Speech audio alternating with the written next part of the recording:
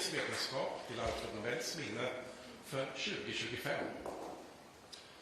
Welcome to the Royal Swedish Academy of Sciences, this press conference where we will present this year's Sveriges Riksbank Prize in Economic Sciences in memory of Alfred Nobel.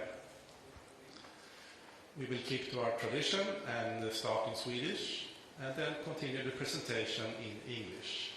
And you're of course welcome to ask questions later on in either language. Jag heter Hans Ellgren och är ständig sekreterare här på Kungliga Vetenskapsakademin.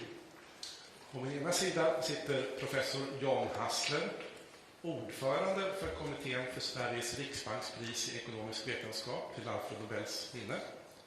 Och på min andra sida professor Kerstin Enflo, ledamot i priskommittén och sakkunnig i ämnet.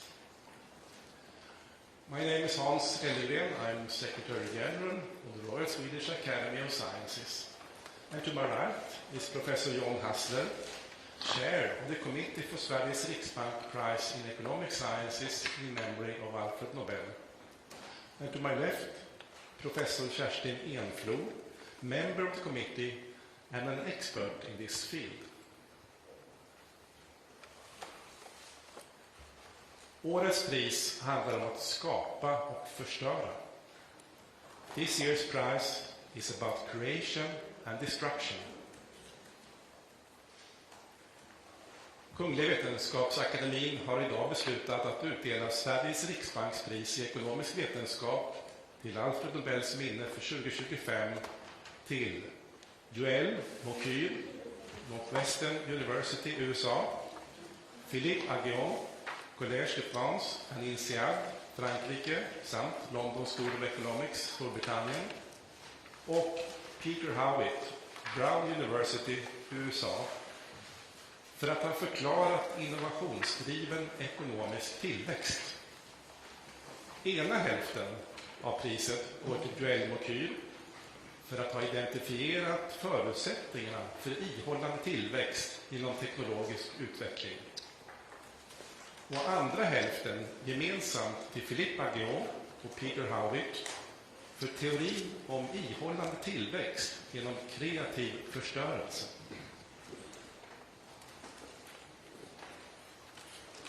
The Royal Swedish Academy of Sciences has today decided to award Sveriges Riksbank Prize in Economic Sciences in memory of Alfred Nobel for 2025 to Joël Mokyr, Northwestern University, USA, Philippe Aghion, Collège de France and INSEAD, France, and London School of Economics, UK, and Peter Howitt, Brown University, USA, for having explained innovation-driven economic growth.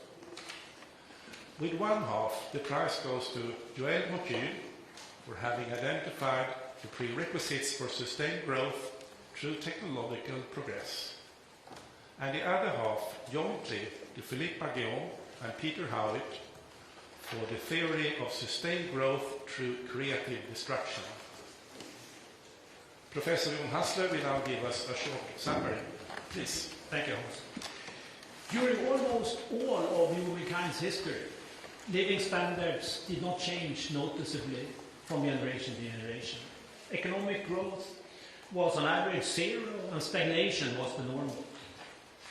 Sporadic episodes of growth, sometimes driven by new discoveries, always eventually petered out. Over the last 200 years or so, things have been very different.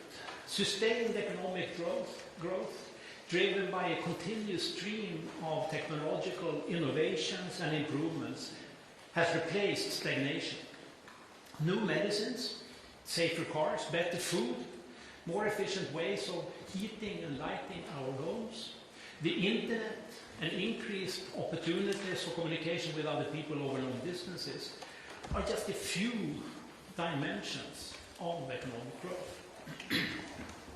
Over time, this process has fundamentally changed our societies. Over the span of 1 to 2 centuries, almost everything has changed. Change, not stagnation, has become the new normal. how could sustained economic growth based on a steady stream of technological innovations replace stagnation? What conflicts arise in a society when new products and production methods replace the old ones? How should policy be devised so that societies do not fall back into stagnation? Answers to these questions are what this year's prize is about.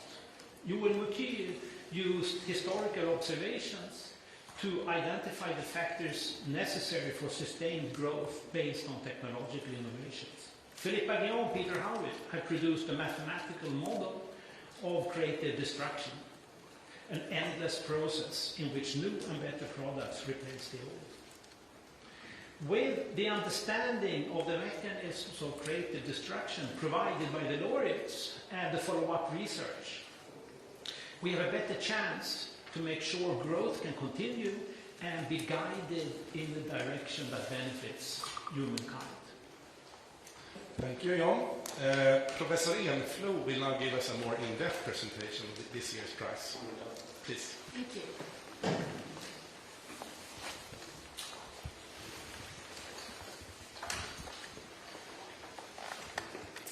During the last 200 years, economic growth has been surprisingly stable.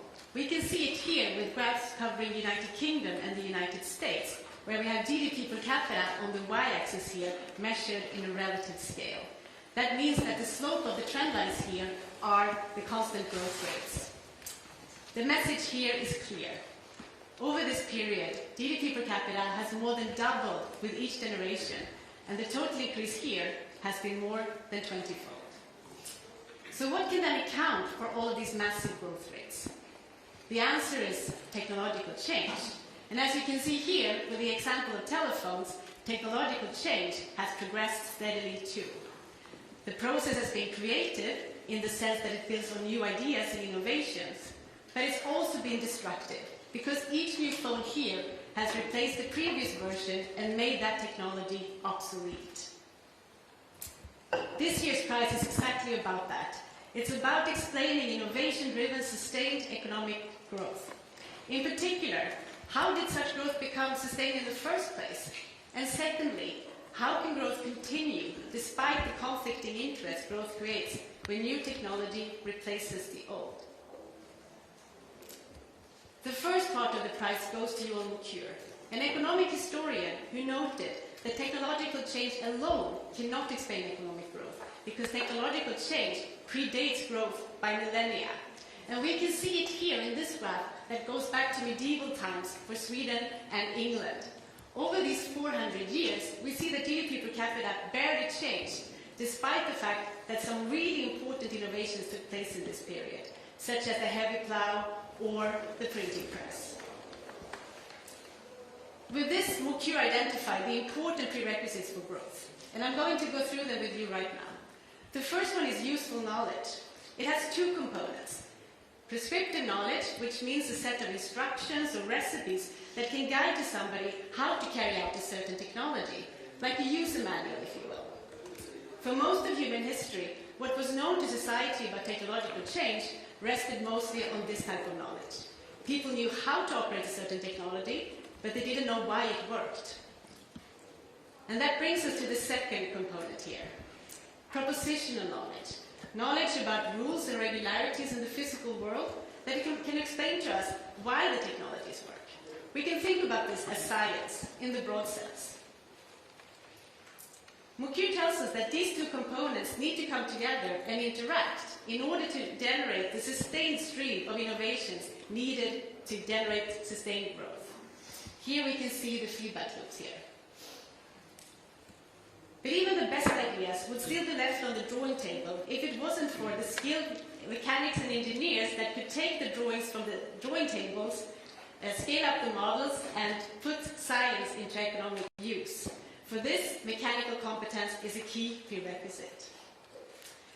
And finally, societies need to be open to change. Mukir exemplifies with several instances during history where groups, fearing to lose out from technological change, tried to block it. The most famous example here is probably the Luddite movement, where skilled textile workers were destroying machinery to protest technological change.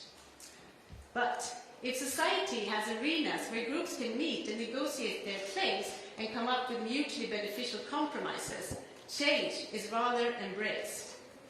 All these factors came together for the first time with the Enlightenment that paved the way for sustained growth, first in Britain and then moving on to other countries. And that brings us to the second part of the prize.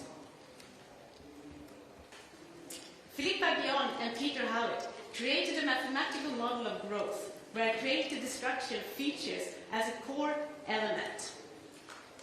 This model became a paradigm shift in how we think about economic growth, and from it we can derive the average growth rate as a result of a multitude of decisions made by individuals facing conflicting interests.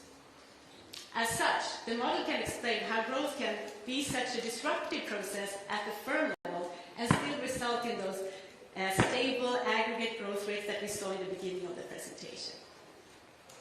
Here, we see how they derive the economy's average growth rate from the model, but I'm not going to go through all the mathematical details with you right now. Instead, let's focus on the core components of the model. Here, firms invest resources into R&D, research and development, in order to innovate and improve on existing products. If they are successful, they can become market leaders and earn a profit. But it also means that they outcompete another actor in the business, and that person has to leave the business. This is called the business stealing effect in their model, but it's of course not stealing in any formal sense of the word. With this, the model identifies two forces that pull in opposite directions with respect to policy. On the one hand, policy should support the innovation process, these guys climbing up here, because they can build on each other's ideas, and ideas have a value to society. But at the same time, policy must also consider the business stealing effect, especially in the cases where the technology delivered to the market only means an incremental improvement. Because the model takes the entire economy into account, it can also speak directly to policy, such as, for example, how to set R&D subsidies in practice. With extension, the model also can talk about things like how to optimize safety nets for those workers that have seen their jobs lost due to creative destruction. These are, of course, all pressing policy questions in today's world, and they have long-term consequences. So, to sum up, during the last 200 years, the world has seen more economic growth than ever before in human history. This growth has increased our living standards in so many different ways. But still, 200 years is still just a short period compared to the long-run history of stagnation that we saw before. The Laureate's work reminds us that we should not take progress for granted. Instead, society must keep an eye on the factors that generate and sustain economic growth. These are science-based innovation, creative destruction, and society open for change.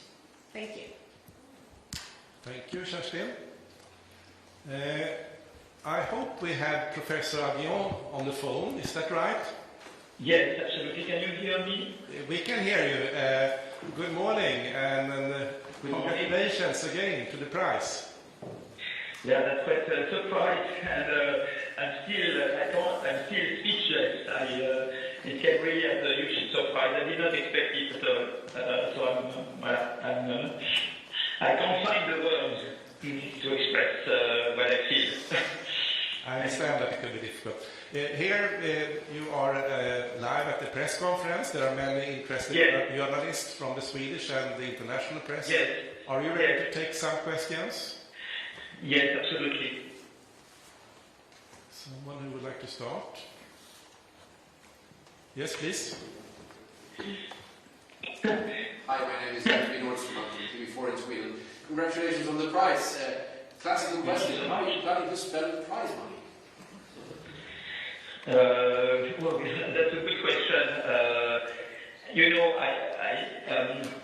I have a research lab at Collège de France and INSEAD in Paris, and so usually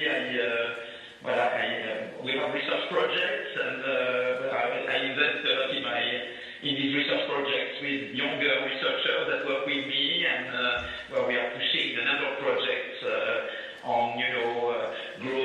in artificial intelligence, green growth, R&D policy, and that's what I want to. That's what I will do probably, is to push this wonderful enterprise, which is this lab. Could you? Is that a yes? Hello, Professor. This is Bogdan Janecki from the Polish television. Congratulations. I have a question about some of the consequences of your work, because your mathematical model helps us understand how sustained growth actually works. I wonder, because since our economy is based on the sustained growth model, is there any? Do you see any risk of that sustained growth that we've seen in the global economy in the past 200 years? Is there a risk that it collapses, and what could be possible reasons for that in the future? Thank you very much. I mean, thank you so much. I mean, threats on economic growth, of course you have the current trends towards deglobalization, tariff barriers. Those things are obstacles to growth, because you need a big market to grow more. I mean, a bigger market means more rents for innovators, means more possibilities to exchange ideas, means that you can transfer technologies, means more competition. So openness is a driver of growth. Anything that gets in the way of openness is an obstacle to growth. So I see there kind of dark clouds currently, accumulating, pushing for, barriers to trade and openness. Okay, so that's one thing. The other, of course, concern is that, green growth, we want to reconcile growth with the environment. So how can we make sure that we will innovate greener? Firms do not spontaneously innovate green. They tend to innovate in what they used to do. If they used to innovate in dirty technology, they will continue spontaneously to innovate in dirty technologies. How can you redirect technical progress towards green? Carbon price, carbon tax, green industrial policy. How should we design these policies? So that's a fantastic challenge in front of us. And AI has fantastic growth potential, but we know that with inappropriate competition policy, the same as with IT can happen. Some superstar firms may end up dominating everything and inhibiting potential entry of new innovators. So how can we make sure that today's innovators will not stifle future entry and future innovation? But those are, very, exciting questions that keep us busy. Yes, please, here. Hello and congratulations. I'm from the Swedish news agency TT. Maybe this is a bit of repetition, but how do you see the tariffs from the US? How large a threat is that to sustained growth, would you say? It's true that, I'm not welcoming the protectionist wave in the US, okay, and that's not good for world growth and innovation. But on the other hand, let's look at the bright side. I think European countries have to realize that we should no longer let US and China become technological leaders and lose to them. I mean, what happened is that after a period of catching up of Europe towards the US in per capita GDP terms between World War II and the mid-80s, since the mid-80s, the average per capita GDP of the Eurozone has declined relative to US. And the big reason is that we failed to implement breakthrough high-tech innovations. We remained circumscribed to mid-tech incremental. And I said that very much in relation with the Draghi report, where we are missing proper policies and institutions to innovate, breakthrough, high-tech. A true single market, don't have a true single market, gold plating practices get in the way of achieving the single market. We don't have proper financial ecosystem of innovation. I know Sweden is doing very well. You have institutional investors, but other European countries should emulate Sweden in setting up proper financial ecosystem, integrated capital market, institutional investors, venture capital. We miss all those things that they have in the US. And also, on research, we have the ERC, the European Research Council, but we should also have ERC for labs to finance laboratories on long-term basis. And also, we don't have the equivalent of the DARPA, of the Defense Advanced Project Agency, which is a pro-competition way of doing industrial policy. That we don't have in Europe. In the US and in China, they found ways to reconcile competition and industrial policy. In Europe, in the name of competition policy, we became very anti any form of industrial policy. I think we need to evolve on that and find ways to reconcile industrial policy in areas like defense, climate, AI, biotech, where we are very good, we have very good research there. Reconcile this smart industrial policy with competition policy. We have fantastic basic research in Europe. You know that most breakthrough patents cite a lot European research, but the European research does not translate into breakthrough innovations in Europe. And that's what we have to deal with. But we have fantastic potential, because in Europe we have, democracy and freedom. It's in Europe first. Green and the concern for environment is in Europe first. And social model, the concern for social, for inclusive growth, that's in Europe first. So we have fantastic soft power, but we need to harness all the potential we have in Europe. Thank you. Is there some more questions here? Here, please. Yes, please. Congratulations, Professor Agion. Thank you so much. My name is Conny Johansson. I'm from the Swedish newspaper Dagens Nyheter. Yeah. Now that the sum of human knowledge is available to machines and can be synthesized with AI, how do you expect the process of creative destruction to change? Yeah. So it's true that AI may accelerate creative destruction, but I think that, I think AI has a big growth potential, because AI automates tasks both in the production of goods and services, in the production of ideas. So there is a huge, I think, growth. Ideas will become easier to find more than ever thanks to AI. So AI has a big growth potential. The problem is to harness this potential, and that's why competition policy is important. If we don't have appropriate competition policy, we will inhibit the growth potential of AI. When it comes to employment, of course, there is a big fear that AI will destroy a lot of jobs. But that's where it's important to have good education system, because at school we learn to learn, and good flex security system on the labor market, like you do have in Sweden, like they have in Denmark. We should emulate Sweden and Denmark on that front. And I think that we, but I believe also that it's true that, when you have a revolution like AI, there is the fear of unemployment. But it's true that machines substitute for humans. But on the other hand, it allows you to become much more productive, and therefore it increases the world market demand for your products, and that allows you to increase employment. If you look at all big technological revolutions, starting with the steam engine, you have the Luddites movement there, because people were fearing in England unemployment due to the steam engine.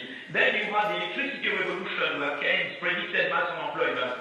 And then you had the IT, where we were scared that robots would create mass unemployment. It never happened, because you have this productivity effect. When you introduce IT or AI, you become more productive, more competitive, and therefore the world market demand for your products goes up. This productivity effect turns out to be quite important. But of course we need good institutions on education, labor market policy, to harness this productivity potential, and to make sure we minimize the negative effects of the new industrial revolution, like we did with previous ones. So again, I think the prosperity and happiness is the combined result of institutions and of technology and institutions and policies. And if we don't adapt institutions and policies to the technology, then of course we get unhappy outcomes. But if we know how to adapt them, then we can get the best from the technological solutions.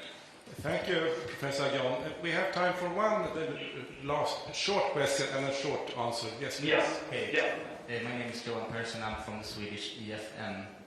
Congratulations. Yes. What would be the most important policy today for governments to implement to help innovation and creative destruction? Well, I think it will not only be one policy, it's a combination. You need, you need to invest seriously in research, the DARPA,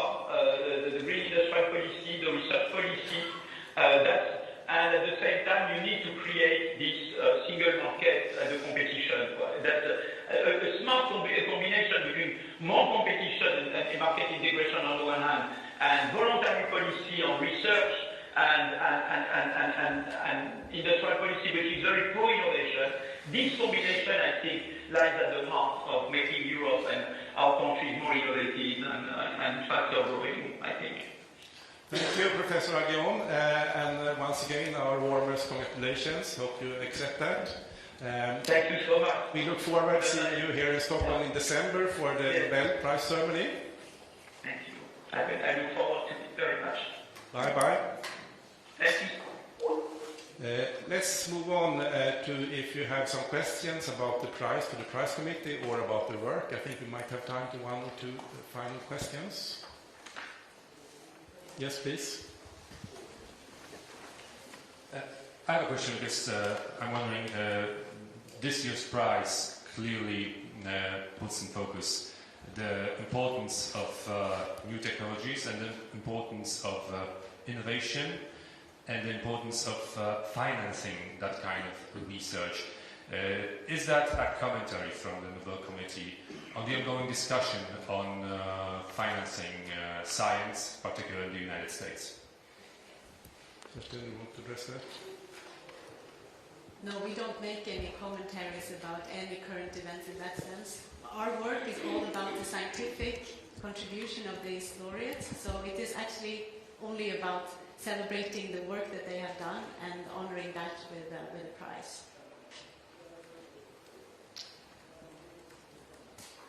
Yes. Yeah, one last question there, please. I'm wondering, these three, Professor Aguillon and Howitt, they work together. Mukir is perhaps the odd one out. Was it difficult to sort of split the prize between these three, and was it a natural fit for the committee to choose these three together? Jan? Well, it's true that their approaches are very different. Joel Mukir is an economic historian and has really dig deep into the historical evidence that he uses, while Peter Howitt and Philippe Aguillon have used mathematical models. So it's very different. On the other hand, I think it's very clear when you think about it that the questions that they try to address, what are the mechanisms behind sustained long-run growth, and then you understand that they complement each other very much. So I think it shows that different areas of science often are very complementary. By that, I think we close this press conference. We hope to see all of you when we have the laureates here in December. So, thank you.